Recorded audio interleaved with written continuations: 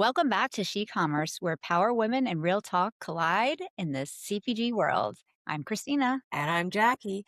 And today we are coming in hot because boy, do we have a fun episode in store for you. It's a good one. So much fun. We're talking about one of the most fascinating dynamics in modern leadership: two high flying careers, one household, zero chill. Because let's be honest, running one demanding career, that's hard. Running two in the same household, next level. It's logistics, negotiation, diplomacy, and occasionally it's just survival. Absolutely. It's also our first time doing this with another couple. Oh, wait, that's not. We're, I we're mean, not. I look. I know we're close, Christina, but we're not a couple. Luke would have issues with that. So would Andrew. we are a power couple.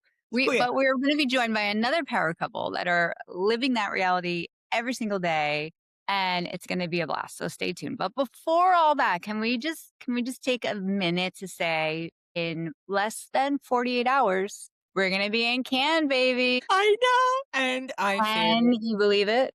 we can do that because Yeah. you banned me last time. No, you No see more what bad can puns. I can't believe you used a can pun. there you go. I see what you did there. Yeah. I know. Oh my gosh. I feel woefully unprepared after our last conversation because you have 25 outfits, 15 pairs of shoes, and 35 swimsuits. And I have 5 outfits, 3 pairs of shoes, and I haven't packed a swimsuit yet because I can't find it. So tomorrow I'm panic buying. Hmm. So thanks, Christina. You're welcome. But I also saw that my luggage allotment is less, so I might have to repack, leave some things behind. But I over prepare. We know that, and you skate by the skin of your teeth. That's just the dynamic that we are. These are facts. But given that we are going to be there on a semi vacation as well, should we get some pool time too? I feel that we owe it to Ken to pull it up at least a little bit. I mean, is the Pope American? Hell yeah. She went there. So, Mm. Christina, what are you really looking forward to at Cannes and who? And by what are you really looking forward to? I'm not talking about the flavor of rosé. Well, that was my first answer. Yeah, I am looking forward to, obviously, just being in the middle of all that energy. I've seen it from afar for years, so I just want, like, feet on the ground, take it all in. I'm looking forward to speaking with some of the industry's best. We have quite the lineup planned, so stay tuned for our series from Cannes. I am looking forward to connecting with some old friends and colleagues, obviously seeing our dear friends, the CPG guys. I'm looking forward to riding on a Vespa and, learning how to ride a Vespa with a passenger on the back, and, feeling the hot sun on our skin and smelling the ocean breeze, all of that. Being on a yacht. Come on. I mean, there's so much to look forward to. How about you? Well, for me, Cannes has been on my bucket list, Christina, for 11 years. I refused to go to Cannes on holiday because I wanted this to be my seminal moment, if you will. I'm just so stoked that we're going. I'm stoked that you and I are going as us, as she commerce. And I can't wait to catch up with some of our can friends and some of the folks who are coming through. And I can't wait to fangirl because I'm gonna fangirl. You know this. And I just want to soak up all that supercharged creativity and like osmosis, but kind of make it marketing, and definitely pool time and getting my feet wet on the sand, if there's Mm, sand if and beach. there's sand, yeah. There should be sand. I would think Yeah. there's sand. But, yeah, the same, like, looking forward to the connections, the conversations that we're gonna have, because we're pretty cool, but there are some awfully cool women that we're interviewing next week, and Mm. we should definitely call the series, what should we call it? Uh, Can Chronicles? Can Canning and Can? Can't ooh, that does have a ring, but no. Yeah. It's a But tongue twister. Ooh. You know what our vibe is? Can Confidential, darling. I love oh, I love that. It's, like, it. mysterious, but what's gonna happen? It's a little bit Kim Basinger in LA Confidential. All right. Well, before we go to our guest, plural, yes, we have a duo, as we've hinted at. Let's spill some tea. So, first up, we want to say congratulations to Sylvia Torney on being named president of the Sephora collection, one of my favorites to shop at, and definitely one of my daughter's favorites. Sylvia has spent nearly 2 decades at L'Oreal, helping brands create products that have earned a place in millions of people's daily routines, both men and women. And throughout her career, she has understood that the most successful brands aren't just purchased, they become trusted parts of the consumer's everyday life. So, congratulations on the promotion. Amazing, amazing work, Sylvia. We're so happy for you. And Jackie, do you want to do our next one? No, you do the next one, and I'll do the tea bit. Well, the next one is Shannon Blakely. We'd like to congratulate her on her new role as Chief Brand Officer of the Ford Motor Company. And I love this because I feel like automotive, you don't necessarily put a woman in the head spot there in your mind, but yes, there are benefits, and she's going to rock that new role.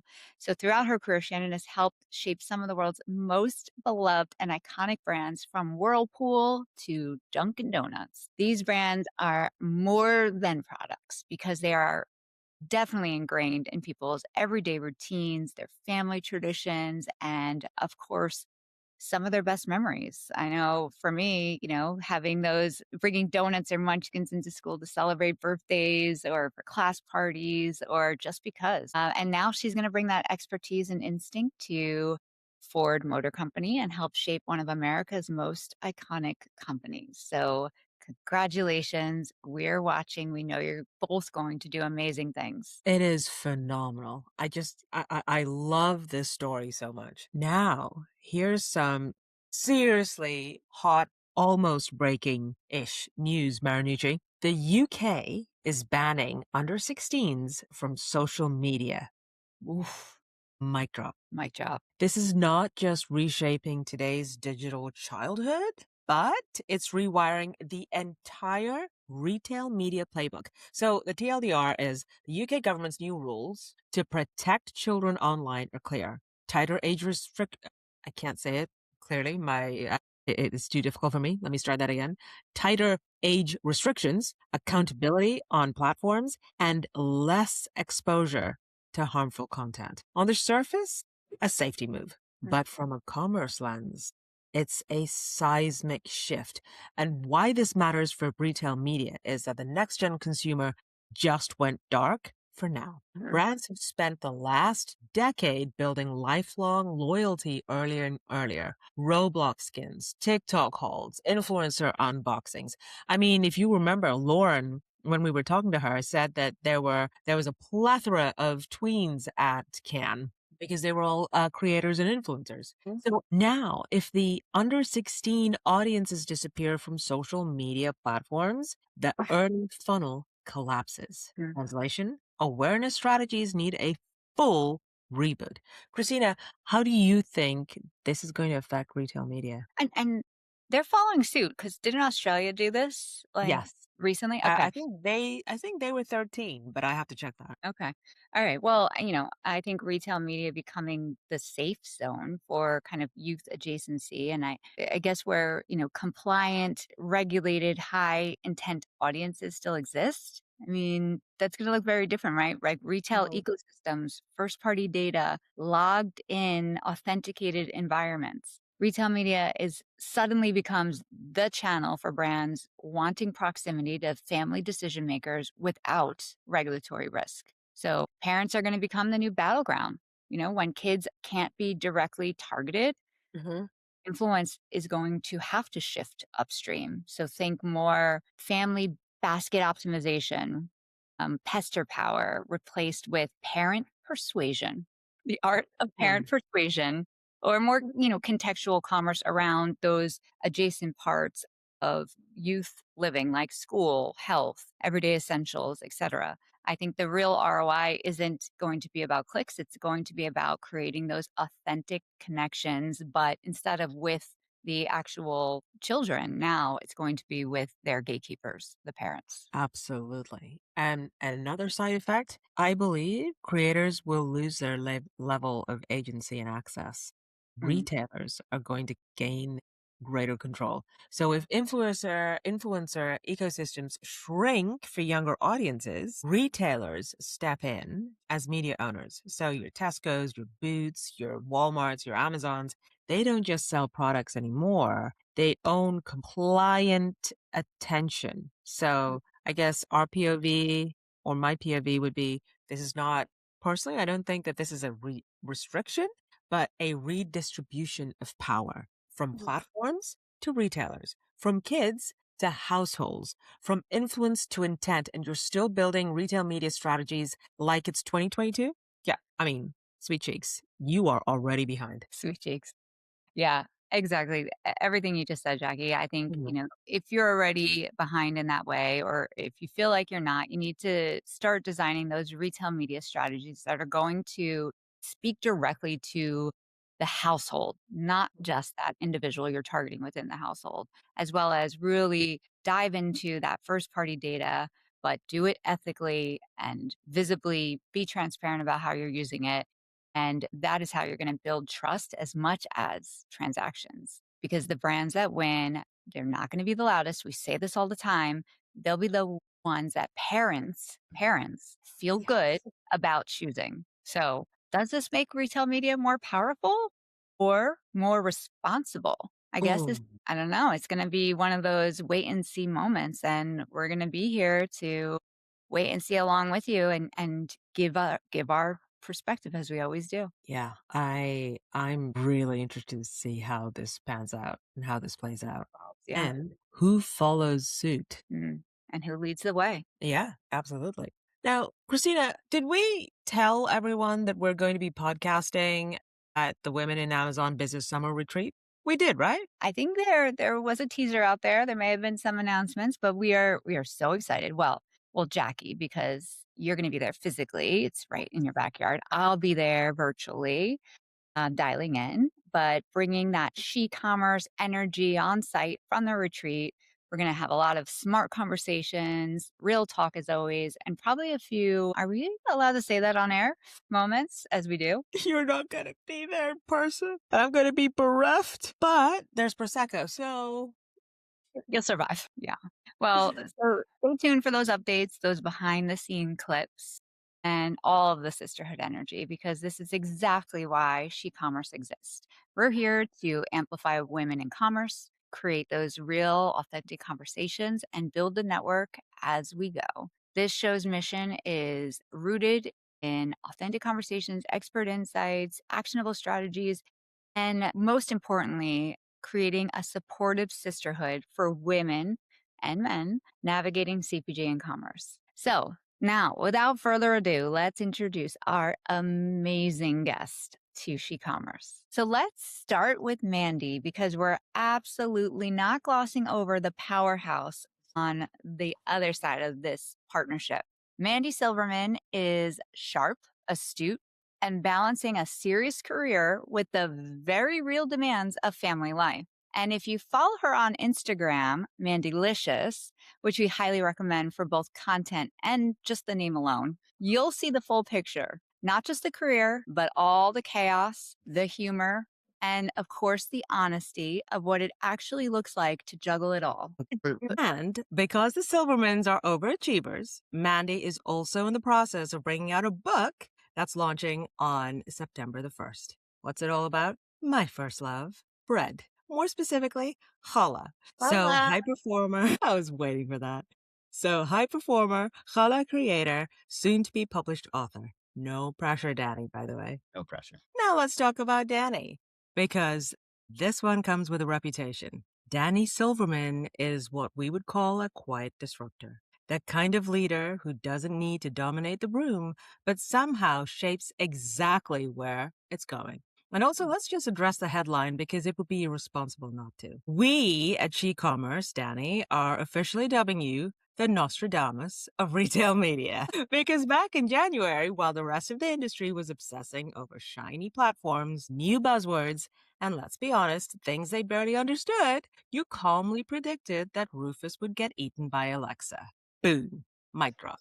There Just you go. casually, no drama, no LinkedIn dissertation, just prophecy. So Mhm. either you've got a crystal ball or you've just understood commerce better than most people in the room for a really long time. Yes. And what we do know is this: Danny hasn't just built a career in commerce, he's built a reputation around seeing all around those corners and into the future. But here's the part we care about most. Yes, he's strategically sharp. And yes, he's ahead of the curve. But ask anyone, and I have, Danny, who's worked with him, and the same thing comes up again and again. He is one of the best leaders I've ever had. And in this industry, that's not a common thing. No, it's not. It's very rare. And Danny is known as a true ally to women, not performative, not surface level, but in how he hires, how he backs, promotes, and really shows up when it actually matters. So today we're unpacking all of it: the predictions, the leadership, the allyship, and the real life behind the power couple label. Danny, Mandy, welcome to SHeCOMMERCE. Thank you so Thank much. you so It's the much. most wonderful That introduction was so ever. nice. I'm a little emotional. And they're One of these days we'll make someone cry. That's that's our end game. No? No? Okay. Just me then. There you go. He's got it. Yeah. Yeah. Hey, You did. All right. Before we get into leadership and commerce, we need the origin story. So we're going to do a lightning round with you guys. Okay. So who made the first move? Say that I think I flirted with you first, but maybe you flirted in a different way. Yes, well, back then I had a different way of flirting, I suppose, but He was sort of a jerk. I wasn't. I was a sophomore, Ooh. new freshman, I was so very fresh. I knew everything there was to know and was very proud of this. So But to be fair, you were the first boy I met at college. So, I mean, I just went all in with you. Oh and my put all God. your chips on that. I mean, my next question was first impressions, but hey, Danny, you were a jerk. that wasn't what you said originally. No, the I first said, impression was. I guess it was. it is, yes, but Yeah. he had very nice eyes. Nice eyes. Very Thank you. nice That was the eyes. one. She Okay. had a beautiful smile, still does. And that has not changed. So Mm. who's more competitive? Well, it depends on, well, I wouldn't say we're competitive with each other. So I think in general in life, maybe you're more competitive, but you're a quiet competitive. Yes, Nobody inside. knows it. She's not outwardly competitive, but inwardly she is. It's what motivates me.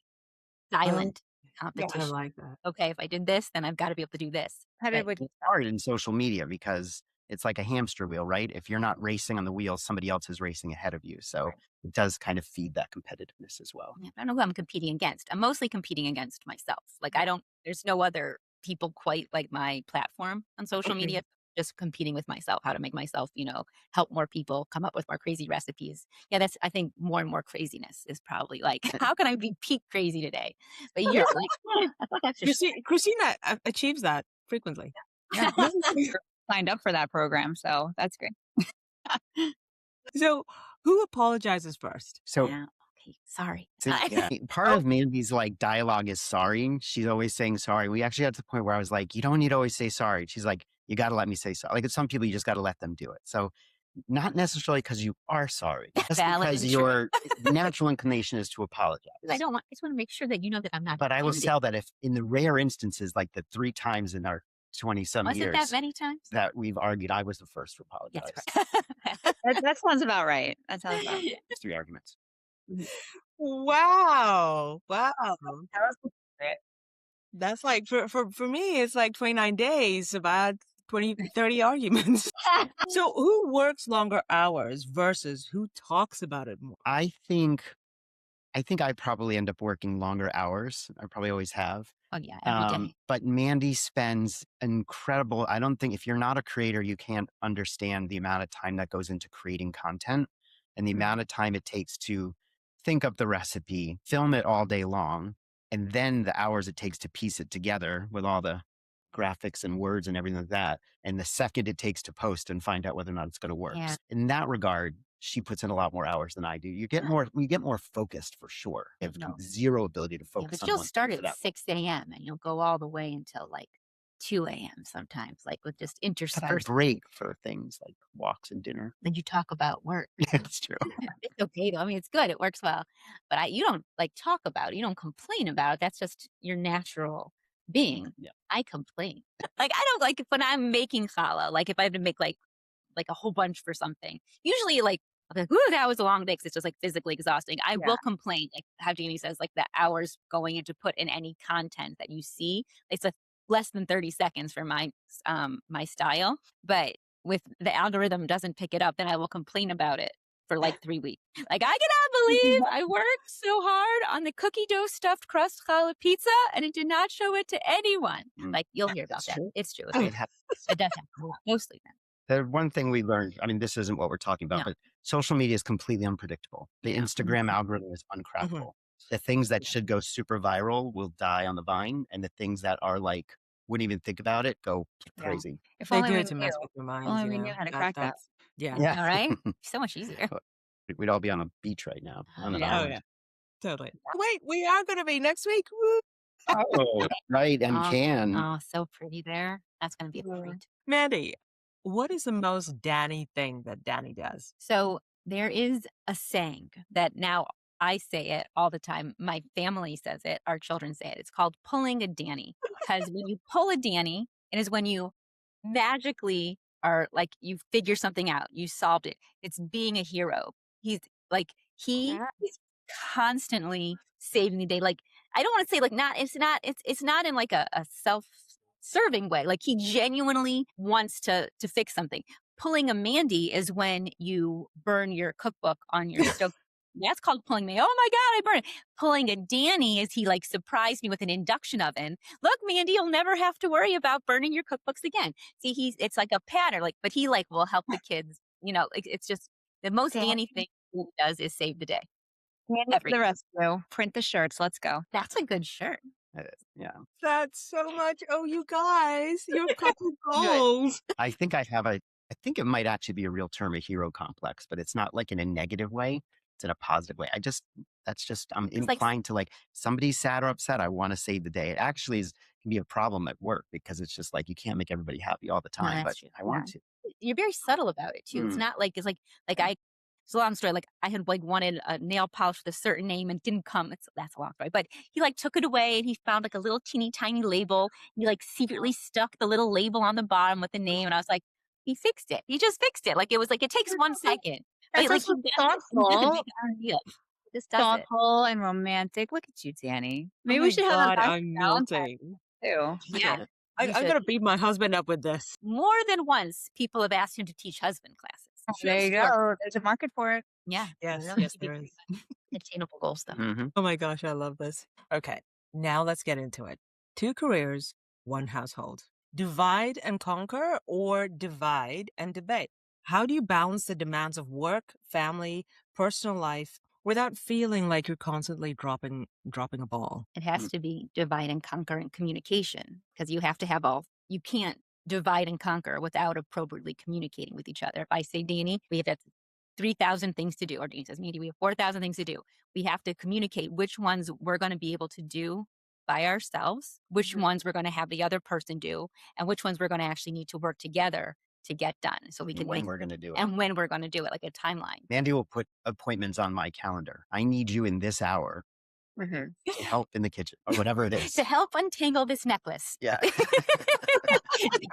Very good at that too. That's also one of your secret I'm skills. going to put that on my resume. You should. Secret People need skill, that. necklace on It's really impressive.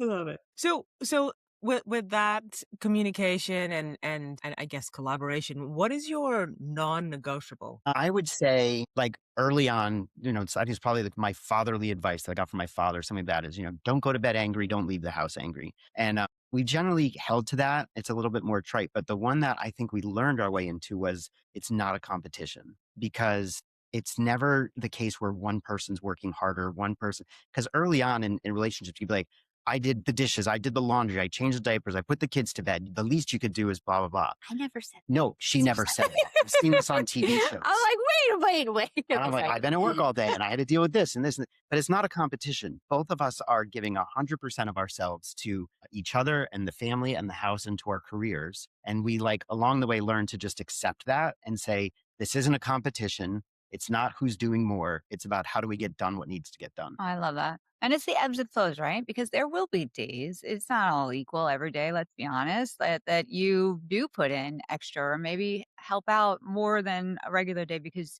that's what's needed and you just do it. So I think that's an important lesson for all of us to remember. Completely. But Relationship advice from SheCOMMERCE. I mean, Yeah. I swear to God, you guys, And there's a market. The market. I always feel bad when I travel for business without her because, especially when the kids were younger, then you were truly on your own. Yeah. Especially when I was full time in the office when the kids were little. Yeah, because we Then don't you have were any you were family 10 nearby. hours on yourself alone. At least, yeah. And then I went into labor with our oldest, and he was out of town. Like, and there was no one else around. She was 5 weeks early. Whatever, it doesn't matter. It was last business trip. She was 5 Yeah. weeks early. It wasn't my fault. Did you get back? This is what matters. I made it back for the delivery. I I helped her missed in. all the labor. I got there right for the delivery. Yeah. You're Here like, I am. if he didn't, he wouldn't. The You're right. whole hospital said they all raced down to get him. It was very dramatic. Oh my God. Oh my Movies. God. We I love was that. I was gonna ask what does support actually look like on a bad week, but I think you Yeah, guys that's okay. you guys just have it Just like down pat. everything. Yeah. Yeah. Mandy's incredible at listening to me. We walk the dog every day that we can. It's usually a 3+ mile walk. And honestly, most of it I'm talking about work because she's my counsel and my sounding board. And my Oh. biggest problems we talk about. And by the time we get back, they're solved. Makes you feel And so much better. yeah. And vice versa. When Mandy's got stressed and she's upset, I like to think that I'm fairly supportive and helpful. Yeah, you're Lots of better. help. You do with lots, but you're also like very able to like physically help. It's like, oh my gosh, I'm so overwhelmed because I have to like figure out how to like invoice these people or like uh, even cleaning a dish or like or figuring out dinner, like those sorts of things that normally I would take on because you're doing something else. You would take on just to help or help me figure out by myself. You're very And good. he pulls a Danny. He pulls a Danny every day. There's 0 days where you don't pull from me. Yeah. 0 days. Have you been together? 9 years since dating. Yeah, And it'll be 30 26 in years. December. Yeah, Wow. 30 in December, and our 26th anniversary is in 2 weeks. Oh, well, congratulations.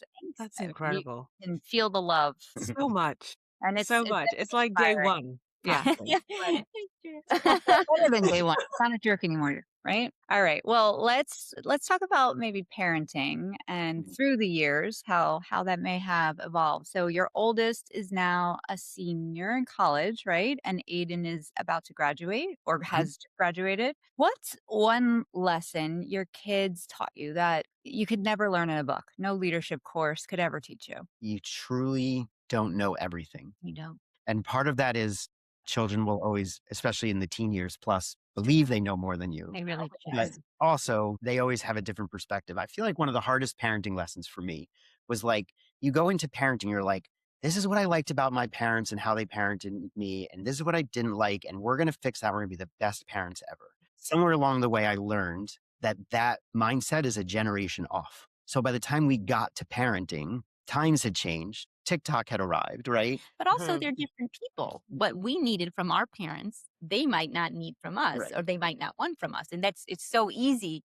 to be not self-centered, but when you're a parent, it sort of is. It's like you're trying to do what's best for you and your family by learned experience, which works in everything else in life, but you can never take advice like at face value from someone else. Oh, like you better do this or your kid is going to be XYZ. That doesn't make a difference unless they're living in your house with your experience, with your hours, with your whatever. It's impossible to get practical, solid advice from another person. You get different perspectives, but only you can figure out what's going to work best for you and your family. Yeah, we never give parenting advice, but we'll share our experience. Correct. Smart. That's a great way to look at it because you're right. Everyone has an opinion and everybody is different and you're uniquely you and you're uniquely your family. And yeah, you can't copy paste that. But so many people do try. So I Yes, think people, they love it. yeah. I have a 3-month-old. I'm now a parenting expert. Oh yeah. Oh yeah. Well, in honor of Father's Day, we have to talk about this. What does Father's Day mean to you today compared to, I don't know, 10 years ago? In some way, it feels like completion. I'm done. You're Mandy and I have a not done. different philosophy on this. Never done. I'm like, you're You're like- 18. I'm going to pay for college, but you're out the door. The door doesn't work the other direction. Father's Day is done. But I don't That's think such a dad thing. Yeah. Oh my God. Oh, it's never early Father's Days. We're all like, oh, the kids are going to like make you a card and they're going to like, oh, why you're a great dad. And they're going to take a picture with you and they're going to bring you breakfast in bed. And it's wonderful. And you go on an activity, but it's like very like a box because when you're a beginning father, that's what you look at. You look at other people's boxes and you want to fit in that box. Now that we know what our boxes are sort of looking like, we can sort of really celebrate you, and each of our children can celebrate you in the way that they know, like they know you. They're not doing what they're supposed to do. They're doing what works best for you, how, because they love you and they respect you. I know what they both got him for Father's Day, and they are both really, really perfect gifts. And I know what I got you for Father's Day, and it's also very, very exciting. To that point, breakfast is with our son. Dinner will be with our daughter. Yeah. Because for breakfast, she's in Boston. And for dinner, he'll be down in Rhode Island because he'll be at camp. Father's Day looks very different now because they are scattered about in different parts. They have their own lives now, right? Yeah. Well, a question for you, Mandy. What's something about Danny that makes him just an exceptional father that most people never really get to see? it all ties back to that pulling a Danny, because it's not I really just, do need a shirt at this point. I know. I mean, I feel like it should just be like a business, because you should like tell people With our YouTube pod or our pulling show. a Danny. Yeah. Danny to the rescue, I'm telling you. Oh, Andy, no, it's not equal. We find it's it probably good. I enjoy taking the help, and you enjoy giving. Yeah, I know. So in that way, it is. No, but he does the things a lot of parents, my parents, and even your parents, when they help, it's at like you have to like ask. You ask for help, or you like it's a desperate situation. Danny's quiet way of taking in information and looking at a situation, it helps him in his career for sure, but it also translates so well to his family, because he'll listen to, like, if our daughter's having a situation and she's like, and he'll like, but look, I created this Excel spreadsheet for you, and now, and she'll be like, oh, Excel spreadsheet. Or Aiden, like he needs like help figuring out something. Like he helps them in a way that they know that he's helping, but not because they're desperate or not because it's become a panic situation. He helps because he's constantly present. They know that if they ever need him, he will be there. He'll never make them feel bad for needing anything ever. No matter what it is, they can come to him, and he'll be able always figure out a way to, even if he can't fix it, because sometimes you can fix with kids. You want to be able to, but he always is able to take a step back and make them take a step back with him and see the bigger picture, and oftentimes make them feel better and stronger from it, which I think is the best way you can help your family. Aw. I love that you help without being asked to help. I think that's such an important man skill because women do not like to ask for help. Mm, We're really good at true. passive aggressive. It's We true. Oh, yeah. We like it so good. But I I know. also feel like you're like the constant. You're the constant parent who's always there, probably there far more often. I feel like I'm the episodic parent. Like I come in when like something needs to get done or solved. Like Like you're the that, good episode. there's plenty of time that we spend together. I'm not saying it's always like that, but there's also that. Well, I'm there for their everyday needs, and you're there for, like, you're always there. But like if Mhm. they need something like special, It is interesting who they go to for different Yeah, things. It's Well, gotten very specific. You've just Okay, teed up that's it. topic. I want to be adopted. Whatever you're doing, I'm there. But I think you've touched on something, like the reality, not this polished version that, you may present or a lot of people present on, especially social media. So you kind of said Mandy's the present. She's always there. You may come in more episodically, but you make an impact. So where do those more traditional roles tend to creep in? The reality is, I think we're a fairly traditional Yeah. family. The societal norms are fairly. Mandy does the dishes 99% of the time. Andy does the laundry 99.5% of the part of time. it. I You have have a to fold very dishes. limited repertoire for dinner. It's like box mac and cheese, tuna melts, But those are the kids' fits. and I can follow a recipe if I have to. But most of the time, it's 100% Mandy planning dinners. So I feel like, and I've always, sort of worked in a corporate world for the most part, and you've always sort of worked from home. Literally, my job is in the kitchen. Like I'm in the kitchen all the time. So it's like it lends itself to a more traditional setup, because so how often is dinner just something that I made for my job? Yeah. Like, all right, we're starting with this basic marshmallow coated challah, and then we'll put broccoli on it and it'll be healthy, Work smarter, not harder. Come on. But but Danny is very willing and able to step in, like in ways that, like, I know that my family, my parents are very, very traditional. Like my dad never would, but you're always like in a heartbeat would do it. Like I just, even if I don't have to ask, sometimes you'll do it. But even if I ask, you'll do it. So it's good. I can't non-traditionally help you. So sorry. Well, who would you say owns more of the invisible work? I still say it's Mandy. No, but you do all the like annoying stuff. I mean, I do the bills, make sure the house isn't falling See, that's down. important. That's very important. Yeah. Keep the house running. And No, I at what time, like, for whatever reason, I was counting up how many jobs we all have, and, like, home management is a job. Yeah. Like, oh, no totally. one should anyone who owns a home knows that if you think about all the jobs you have to do in a day, home management is definitely one of them. But Chief home officer. Yes. yes, Really. exactly. But I don't know. I think it's more important what you Well, do. I do a lot of emotional support and Mhm. like the quiet things. Like the children will be like, "Oh, how did this even get here?" Or remembering, Oh, like yeah. connecting the pieces. Like Evie wanted to borrow the sleeping bag for the party that she's having on Saturday night, but then Aiden is going to camp on Sunday. He needs that sleeping bag. I just saved a whole bunch of shenanigans and tomfoolering by putting a stop on that. She was Did gonna, you? yeah, Oh, because otherwise he wouldn't have had his thing when he Oh, see, you didn't even know. they would just not see. I took care of that. good job. Silent. But then you Silent. like paid the electric bill yesterday. I didn't hear about that either. So, I love how This is, I swear to God, seriously, I said it before and I'll say it again. Couple goals. Absolutely. yeah, in my head, relationship goals. Yeah, totally. So, Danny, have you ever had like the wow, this isn't equal moment as you've witnessed Mandy's career firsthand? And and when you did, what did it teach you about inequality? I don't know. That's a tough one to answer. it's hard because my job is so traditional roles based. Like the people in my field are usually women in the kitchen cooking for people, teaching people how to cook. So it like those traditional roles is like that's where I am. So like I'm competing against people. I'm not competing against anybody. But like I'm saying, like Yeah. it's hard to Yeah. say, Or oh, maybe like publishers with the book or, the media networks that you're advertising on. Some of those can be more male dominated. Mm-hmm. yes, Yeah, and I still think, because we were debating this recently, I still think the male personas in social media are different and have permissions to do different things correct, than females do. correct. It's a different type of sort of like, I don't know, is aggression the right word, or just sort of like, I don't know how to describe it. Well, But they can and be. then the other thing, sorry, No, go ahead. I was gonna say the other thing too is sex sells. So I like was gonna say that. it's killer the people who pop up out of nowhere, half dressed, making bread, Yeah, and all of a sudden walk it just ship like up. they're just like, let me read this Literally. dough for you. Oh my God. Not And kidding. you're saying you don't want to do that. I keep telling her, I'm like, that bikini's hot. Let's go. Make a Oh my follow God. I love that he's like, 1,000,000 followers little, overnight. here's a little toothpaste. Next Told you my episode. key market, all they wanted to see is you washing dishes. If I just did a video of Danny doing the dishes, they'd be like, oh yeah, follow her. Yeah.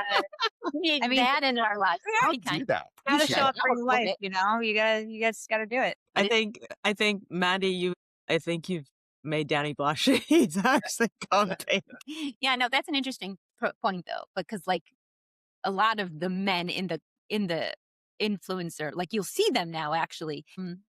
There's a lot of like sexy men cooking. I don't know if this has come across your Oh, feed, but all oh like, yes, I've look at seen it. me. I've It's like seen a wood chopper, like a lumberjack. He's like, let Mhm. me go ahead and make some dough. And he like, and it's like, and then Shirtless. it's shirtless. Always And shirtless. wow. And the women follow him, and then they'll follow him, and they'll make his recipes, and like they'll be like they'll make fun of it, like but also like take in his knowledge. There is one woman that comes to mind that she does a lot of her baking completely naked, not completely, but Wow. like to me, I'm like, wow, good on you for Is having that all of sanitary though? I mean, I feel you need to cover things, but she has a good mix of people who follow her because she's sharing a recipe, but she has a lot more people who follow her because she's sharing her boobs.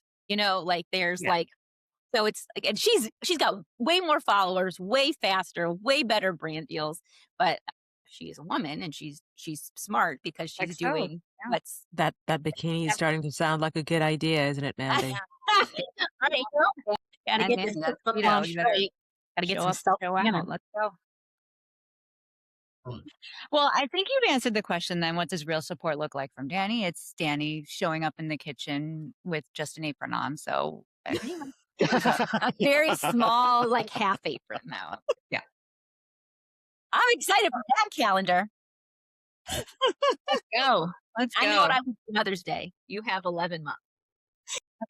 That thing go God. viral. Come on. Oh yes, Oh, I love it. Okay. the countertop. in slow motion though. Okay. Do you guys want us to leave you for a Yeah, you moment? want I I mean, do feel you like need a moment, you guys? we'll be back after this short break. So, Danny, Hmm. let's move to the fact that you're a leader that people just adore completely. You have a great reputation, as you know. So what is the secret? How do you build loyalty, and what does trust actually mean within your teams? For what it's worth, I think about this a lot because I think it's important for leaders to know what works and what doesn't. And so, like, over time, I've sort of gathered philosophies that I've adopted for my own. But like, I always keep in mind there's a few things that every employee wants. They want to be seen and heard. They want to be recognized. They want a sense that there's fairness and justice in the system. And a lot of times we think it's, oh, they want more money and they want promotions, whatever. But there's like fundamental human needs that I think you have to keep in mind. And for me, so my agency leadership philosophy has always been happy team, happy clients. I learned a long time ago that if you have a miserable team or they're under-resourced or they don't have what they need, that is going to reflect in the work that they deliver. The clients are going to feel it and you're going to churn clients. And so I've really made an emphasis, and sometimes to the point where you get challenged by leadership. Why are you spending more time on and in certain cases, spending more time on the team than on with the clients? But because if you've got a problem that you have to solve, like, you've really got to fix that, because there really is a viral nature, especially within tight knit teams, Mhm. where somebody's feeling something and it will spread really fast. And so I try to spend a lot of time making sure that I like understand what's important to people, that there's multiple outlets for their voice to be heard, that my door's always open. I find it's harder and harder to get people to take me up on that, but I really do mean it. And I spend a lot of time talking to my direct reports and skip level meetings and asking, what am I not hearing? What am I not seeing? What's going on with you? What are other people talking about? And I use that not to generate gossip, of course, but to get insight into what we might need to adjust or fix. Yeah. And so I think that helps. The other thing I was thinking about too, as you said, like loyalty, the interesting thing about it is I rarely felt it, not that I don't feel the team's loyal, but with few exceptions, you rarely feel it in the moment. You tend to know it after you've left a job. So like when I left Spotlight Flywheel, that was when I suddenly realized the impression that I'd made. And that was like a really special moment. Like, I actually saved all of my emails and messages that I got and everything, because you don't necessarily realize the impression you're made because it doesn't get recognized in the moment. What gets recognized in the moment is, this is overwhelming. This client is bitching. I've got too much to do. You know what I'm saying? Like, you hear the bad stuff when you're in the moment, but it's rewarding afterwards, I guess. That's what I'd say too. That I feel is like that is very true, because again, it was actually no, because I wasn't in your team and I was talking to people in your team while you were still there. There was a lot of, I mean, for want of a better word, feedback. Or they would just, we would talk about something and then they would say, "Oh, but Danny's great. Danny will listen and Danny will help with this and Danny this and Danny that." And I'm like, "Okay, he's helping us out. Come on." But I feel like it really transcends, like, not just work. Like, I can see those same things that you said applying to your personal life, right? Like, Yeah. happy wife, happy life, happy team, happy client, right? And they wanna be heard, they wanna be seen, they wanna be acknowledged and Mhm. respected. I mean, it just you emulate that. So it's very genuine to who you are, whether that's at work or at home or at Thank play. Thank you. Yeah. It's a tricky balance because other demands are much louder. The clients who are unhappy, the Of new course. business that needs to be closed, the number that has to be hit, right? But it's like, I don't know. It's always a delicate balance, I guess. My bosses It are watching. I'm very focused on the number. Don't worry about it. is. The caveat, Danny is focused on achieving the number. Yeah. There's Danny is overachieving on his numbers. So, Danny, going back to team dynamics, what are the behaviors that you absolutely do not and will not tolerate? Well, the first thing that always jumps to mind is I won't tolerate people stepping on other people to get ahead. And I will say that that is not the same as self promotion, because I do believe people need to some extent, be part of the team, be part of the conversation, and celebrate each other and what they're doing.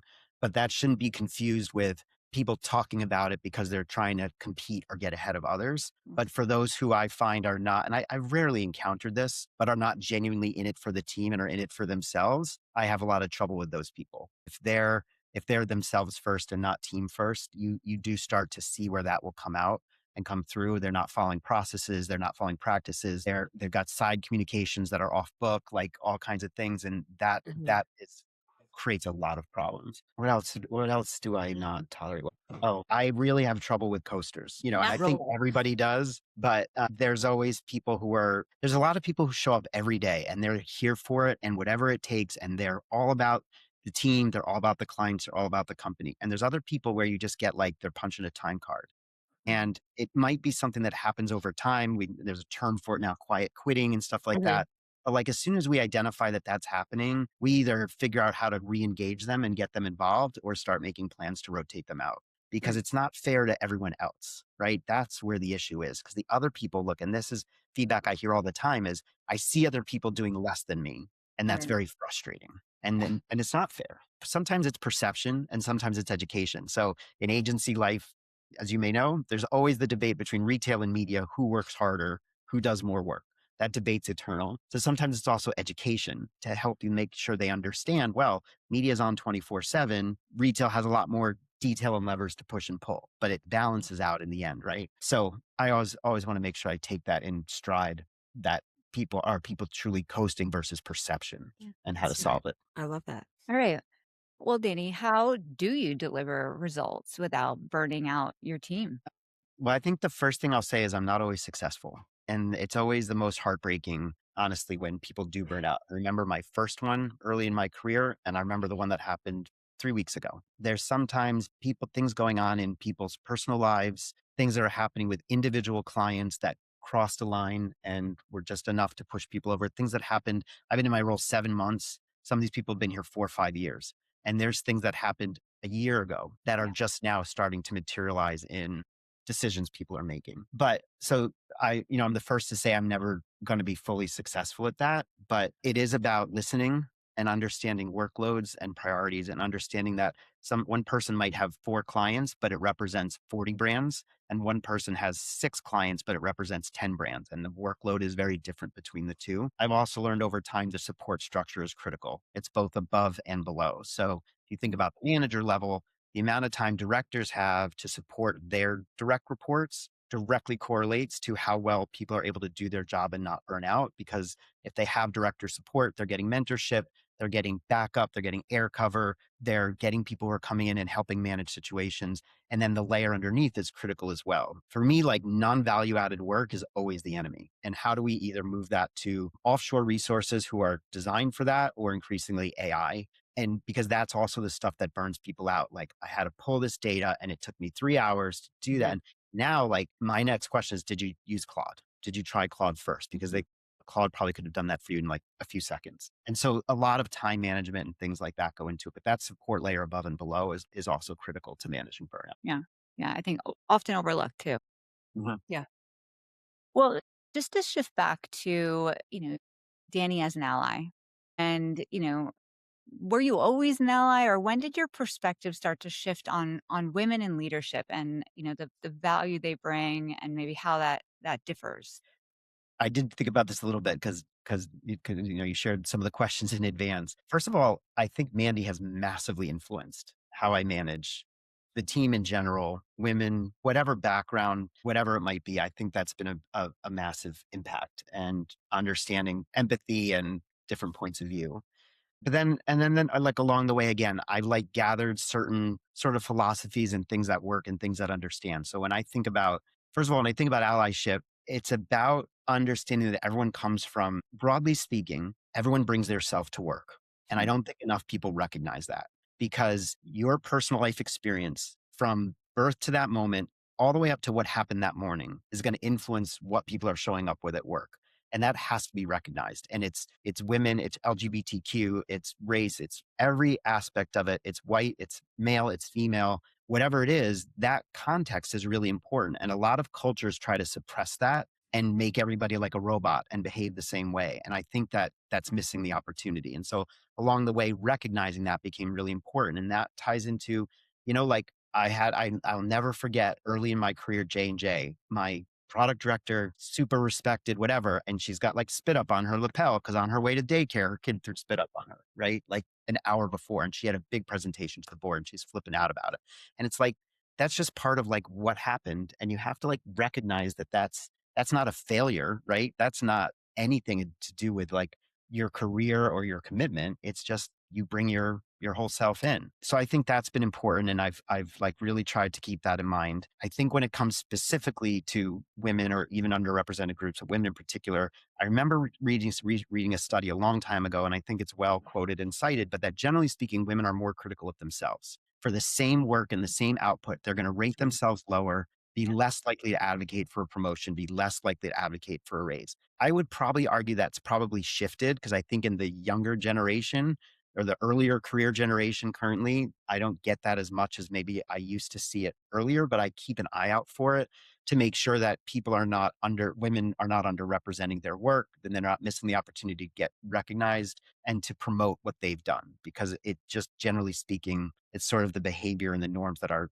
society teaches. And then I think the third thing that I learned more recently, and by meaning like maybe in the last 5 or 10 years, was like true of anybody, don't talk over people. It's once you start to watch it, you realize how pervasive it is when Mhm. comment to make and they just start talking over the next person. And I really go out of my way to make sure somebody's done. And if I accidentally start talking and they're not done, to let them continue. And it's true for men too. But generally speaking, and I do think I read something about this too, men tend to speak over women more, especially in a business setting.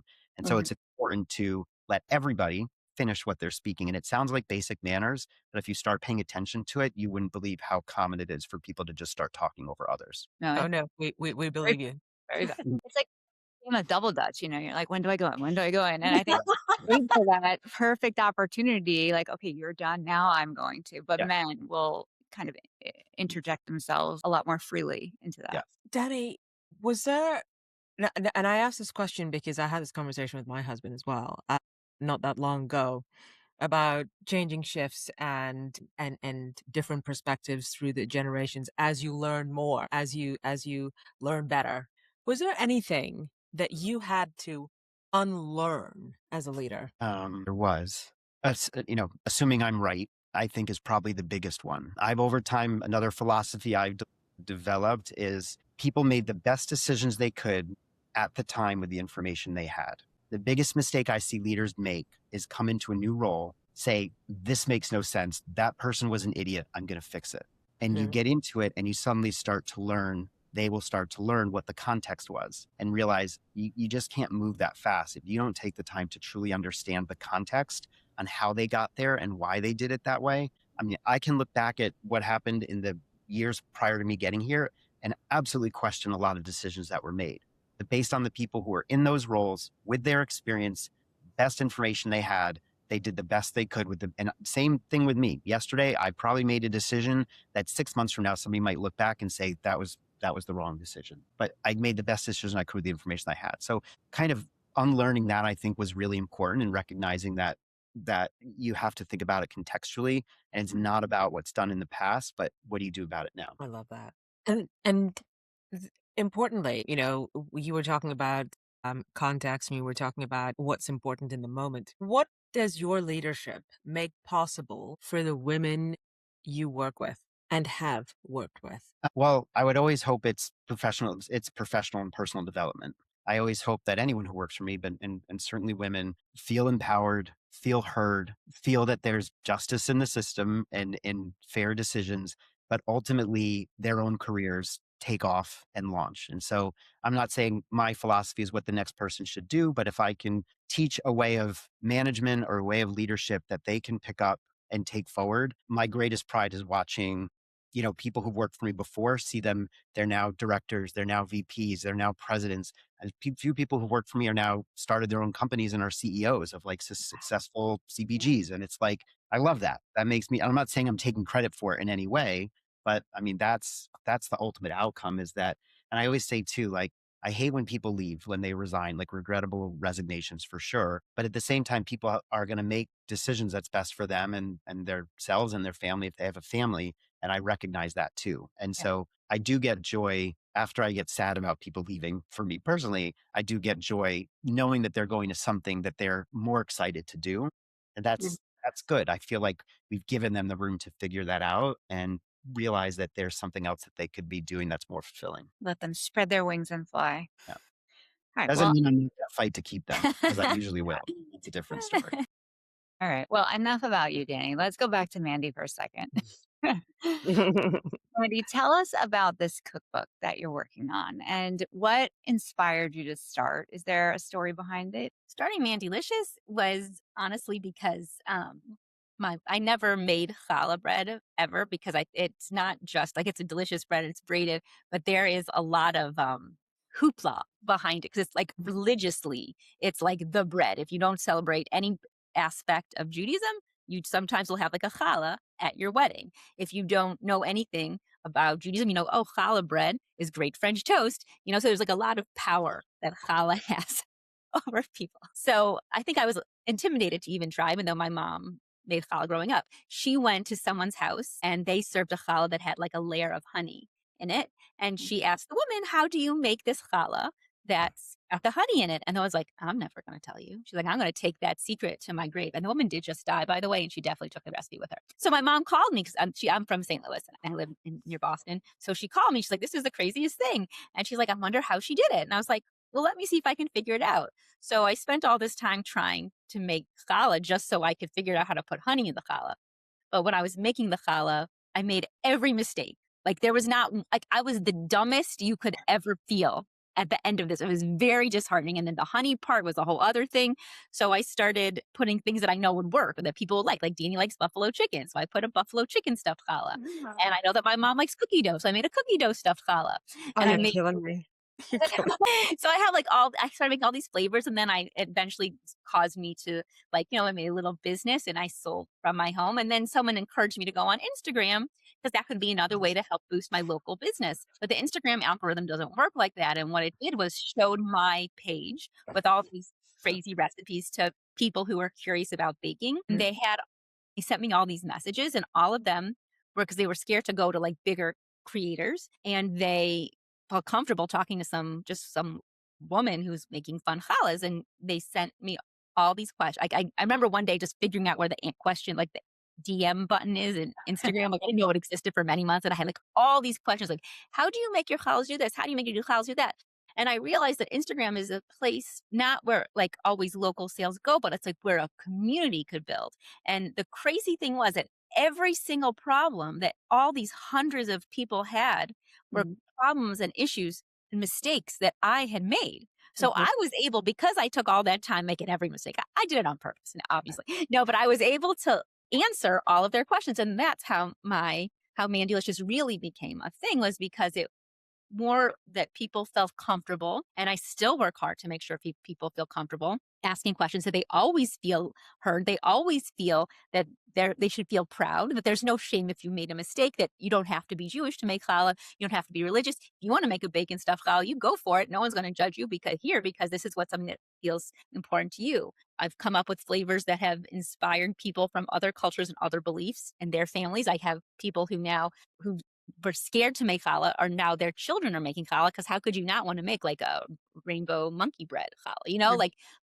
Those are all sorts of fun things that it has helped grow, sort of. But because of I'm me, a lot of people did ask, is there a cookbook? Because all of my recipes are shared one way or another on Instagram. I don't have a blog. People ask me for a recipe and I share it with them. And I teach classes and I'll teach recipes in the classes. And that's just how I become sort of the challah teacher lady. And then so many people were asking if I had a cookbook, and I didn't, because I didn't know how to go about it. And I sort of lacked that confidence, I guess. And then one of my followers actually said, do you ever consider writing a cookbook? I'm like, I would, I just don't know how to go about it. She's like, I've been following you for a year. I'm a literary agent. Let me help you figure out how to make a cookbook. And she helped me. We wrote the whole thing up for years. Then it was a proposal. It's a whole thing. It took a year to write. It's not just here you go.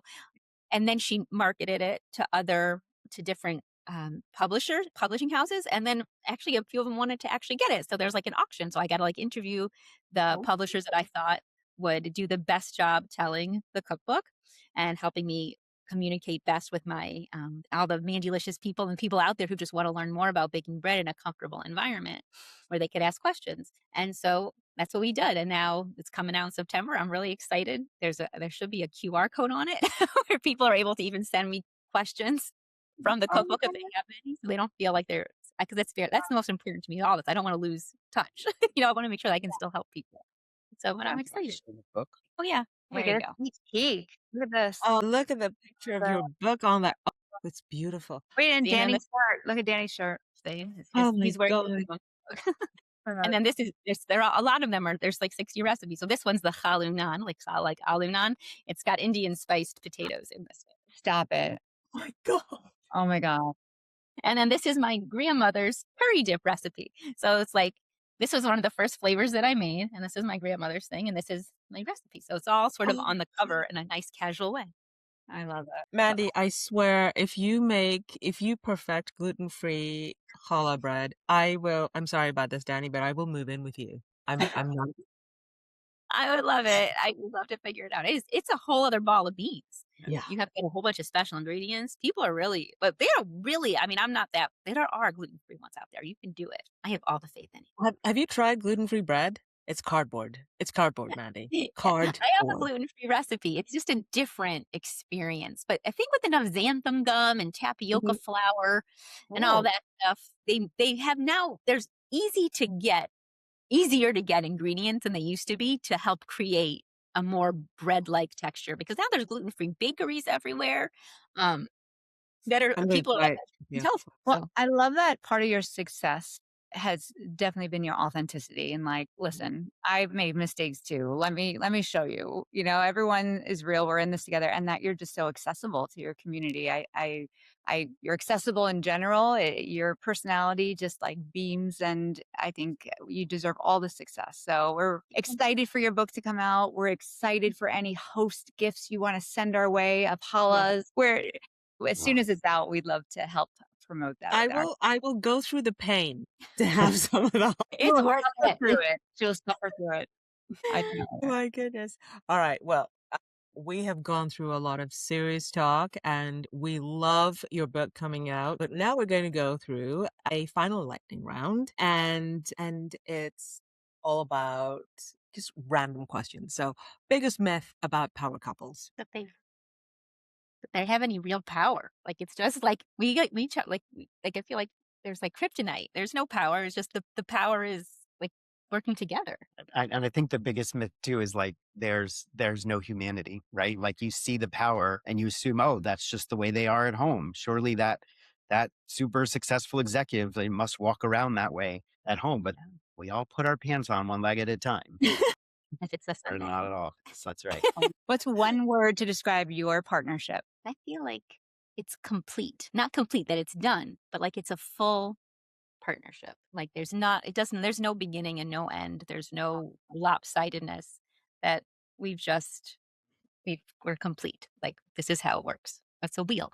Does Danny complete you? You can. Oh my God. You had me at hello. I had to go there. Sorry. I love it.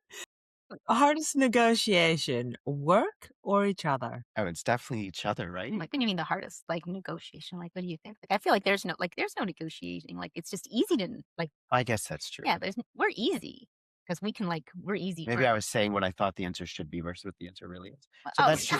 I don't know. No, that's true, because we don't have a lot of negotiation anymore. Like we just have our rhythm and we know what each person's going to do. And there's rarely a negotiation. Yeah, I don't think we negotiate. We kind of know what our priorities and our values are. And then we compromise until it feels right. Or we stay up until 2:00 in the morning to make sure that we each get what we need to each get done. That's what happened last night. We had a lot of work to do. We both needed like each other's help with.